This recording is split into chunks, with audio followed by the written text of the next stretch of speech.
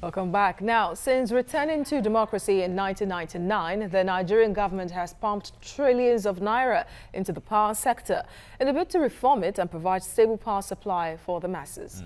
Now, from the privatization of the power sector to the introduction of prepaid meters to consumers, all was aimed at changing the sad narrative of epileptic power supply in the country. But not much success has been achieved on that front, as the problems in the sector are enormous. Indeed. Now, ineffective metering is one of the many problems. On one hand, there is the issue of distribution of the prepaid meters. Some places across the country are yet to be metered at all, and this set of consumers are made to pay for what they haven't consumed through estimated billing by the distribution companies.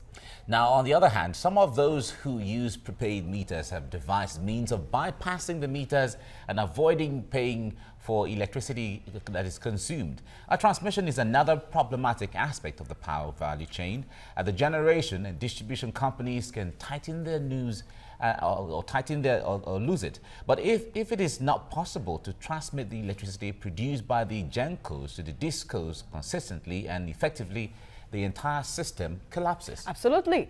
Reports from the generation companies show that Nigeria generates about 7,000 megawatts of electricity, but the transmission companies can only take about 5,000 megawatts, which leaves almost 2,000 of power to waste. Wow. Public affairs analyst Achike Chude joins us in the studio to discuss this further. Good morning to you. Compliments of the season. Good morning too. Compliments, Same here Achike. too. Nice to see you. Thank you. Yeah. After trillions of naira spent since the administration of Olusegun Obasanjo, we're still here saying the same thing. After privatization, we're still here saying the same thing. After unbundling. Unbundling. Still here saying the same thing. It seems so difficult to provide Nigerians with 24/7 power supply. Why is it so? Well, I don't want to say that it's uniquely Nigerian, but I can tell you that you know, so much was expected. I mean, so much fanfare. The government talked so much and have shown an inability to walk the talk. And of course, you know that there was a lot of opposition to the issue of privatization. They tend to believe that that is the only way we can get out of the woods. I'm talking about the government and the apologists of government. And they tend to look at other parts of the world where privatization has actually, they will tell you, taken those countries very far. But we all know that privatization is not, it's not just there, just by the simple fact of privatizing, corporations and enterprises that automatically things take shape. Of course, you also know that even in the best of those places where it was done properly, eventually, we've had collapse in the private sector, where you even have a government itself now coming in again to put money in those sectors in order to rescue them because of the pivotal role that they are playing in those economies. Now for Nigeria, it's a different ball game. People have questioned the basis of even the privatization exercise. People have questioned the foundation on which the entire privatization exercise was laid in the very first place. People have talked about the excess politicking that took place, where decisions were taken not on the basis of the need to do the proper thing, efficiency and all of that, but on the basis of pure political consideration. And when you talk about privatization, you're talking about an economic term and so on. So some of these principles, economic principles, definitely must play a very, major role in that. Sure. But that has not happened. So politics really, played a very big part in determining, the whole essence of privatization in the country and the processes that this privatization was going to go through. And I think I remember a former, the DG of the bureau, the BPE, and I think it was Obieze so that talked about the failure of privatization and blamed the government for undermining even the privatization exercise itself. And so there is a common saying that when the foundation is wrong, that whatever you put on top of it is bound to collapse over time. So the hiccups and the problems that we're having, really, you cannot exactly remove it or detach them from the issue of the foundation of this process in the very first place. All right. Now, if government privatized all of this, the power sector, and unbundle the PHCN one way or the other for private hands to come in. But I wonder what role government should play at this time when they give out this for them to function, and as at now they are still not functioning. Government has given bailout several times and they're still not working. Can't government make a decisive or take a decisive action for the sake of Nigerians and for the sake of the functioning of the Nigerian economy? Because everyone has said the power sector is the backbone of the functioning of Nigeria's economy. It is a fundamental basis for government's engagement in the polity. The fact that the major reason for your existence as a government and as a political class, and I'm talking about the ruling political class, for instance, is to provide for the welfare of the people and the security of the nation. That is a fundamental, provision or requirement of the Nigerian Constitution. So by virtue of that constitutional provision, your hands really as a government are tied. You have no choice than to work for the interest, of the people ultimately at the end of the day. But we also have a peculiar circumstance in the country. We have a country that has not exactly worked for about 57 years after independence. We have a country that is mired in all kinds of economic, social, and political issues and all of that. And this also has to do, with, the engagement of the political class, within the process in the country. Their commitment, to issues of nation building, their sense of patriotism, and the level of ethical orientation and integrity of the entire political class in the country.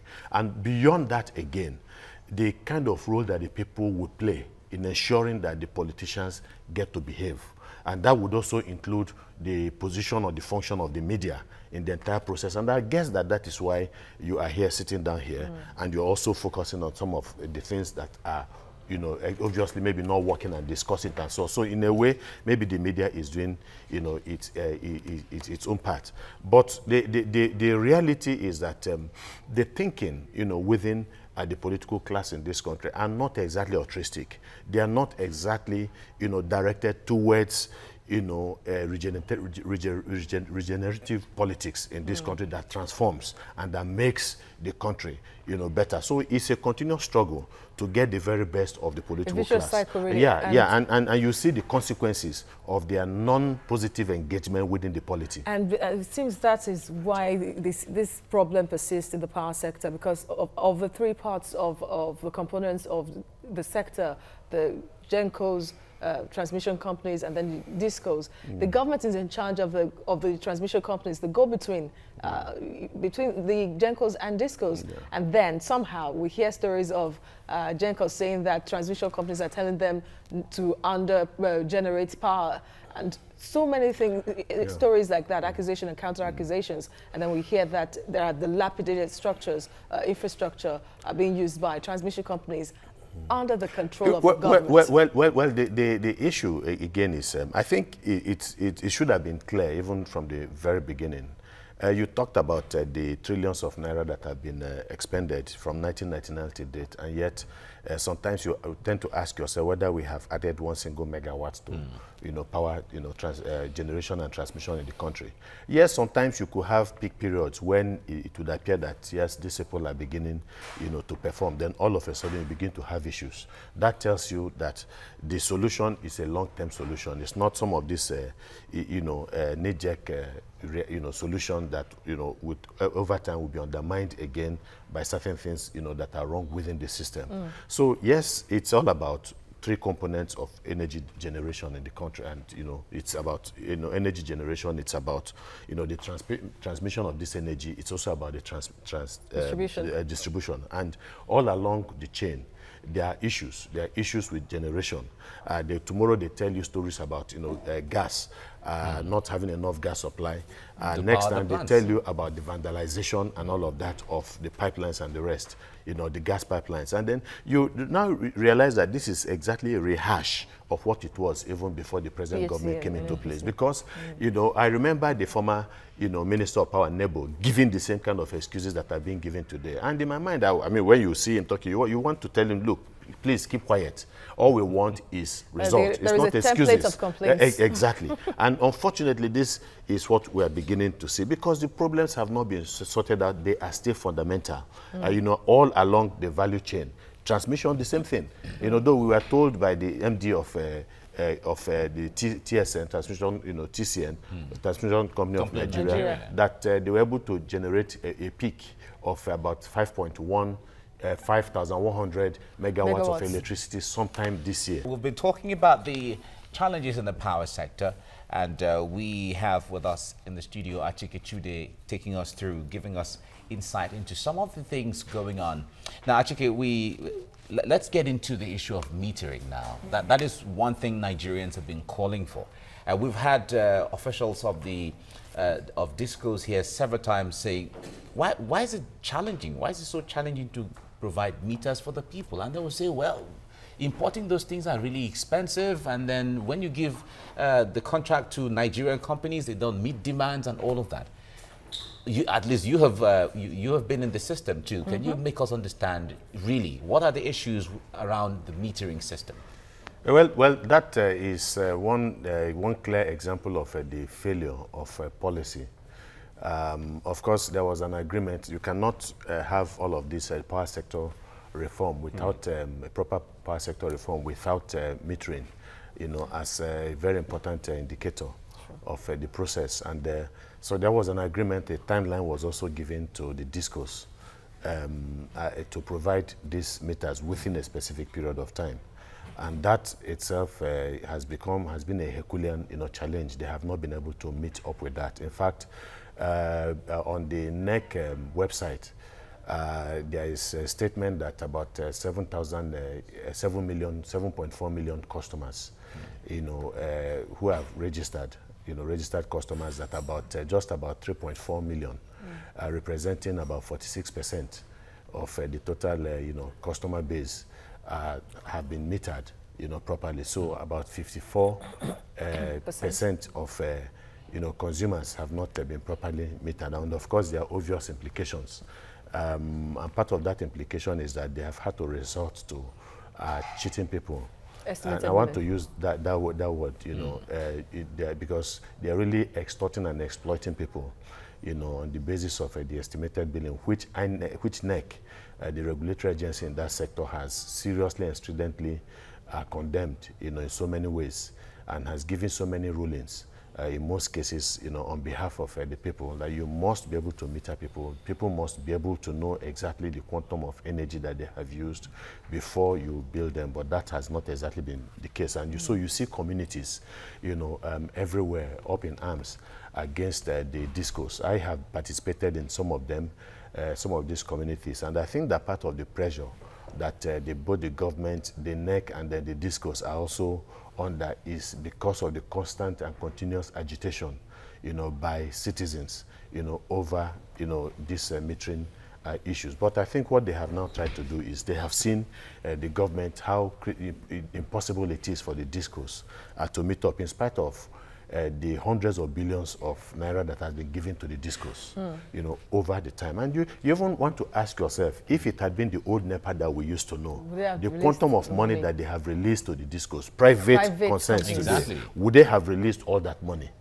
to them? And so this is it. So you have this impression that, look, this is maybe one, and that's why for those, exactly, that's why for those who sometimes question the issue of privatization, for people who even believe in the principle of privatization, but when you do it under the kind of cloud of uncertainty, you know, and corruption that goes on in the system, you are very, you know, much wary about the consequences of the output and the rest. So what they have now decided really is that, yes, they know that they cannot meet up with providing meters for customers. So they now have a 15-year, you know, timeline for people, you know, to be able to pay for the meters over time. It is not the responsibility of people to pay for the meters. Exactly, I was going to say that.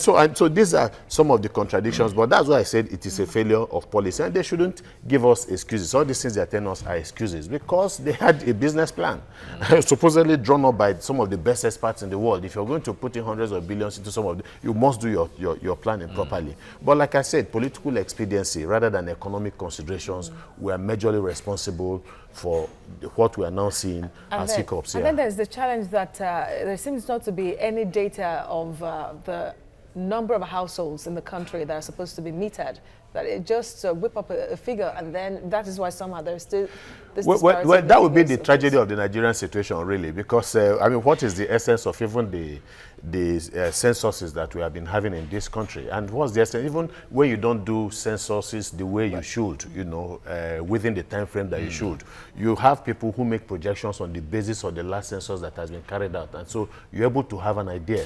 These things are in the data. So why not go to some of those places? You understand? It's also part of the problems, you know, that we're having. It is their duty, it is their responsibility, and not the responsibility of the citizens. You need to know. And besides, you have NEPA. It is even strange that they don't have that, because virtually in every part of the country, you have discos who have field offices, you know, near to, locations, you know, all over the country. And so I don't think that it is, one should use that even as a basis or even as an excuse. They should have all the relevant data. Yes, as we round off now, what could be the way forward in ensuring that people have meters and what people get is value for their money, so there's no estimated billing anymore going forward, considering the realities on ground right now? I think we should put them under more pressure. Okay. I mean, they have been given enough time to provide meters, you know, for the people. And as far as I'm concerned, if you are not able to provide meters, you cannot bill the people. It's as simple as that. And that ultimately also at the same time, you cannot deprive the people the legitimate right to have electricity. So that naturally will put them under pressure. And I don't want to believe that they have not been making money. If you go through some of even the data that they release in terms of the revenues that have been accruing to them, it has quadrupled, you know, over a period of time, over the months, over, you know, quarters and all of that. And so what do they do with all of these monies? It worries you, especially when they try to also blackmail government in going back to government and threatening government with total system failure, which has political implications or consequences, and then getting more money from the government. But like I said, when you cannot, you find it difficult to separate the owners of the discourse and those who are active participants in government sometimes, then it becomes a problem. The lines are blurred. All right. Achike, thank you so much for giving us insight into all of this. It's been a pleasure. Thank you. Right.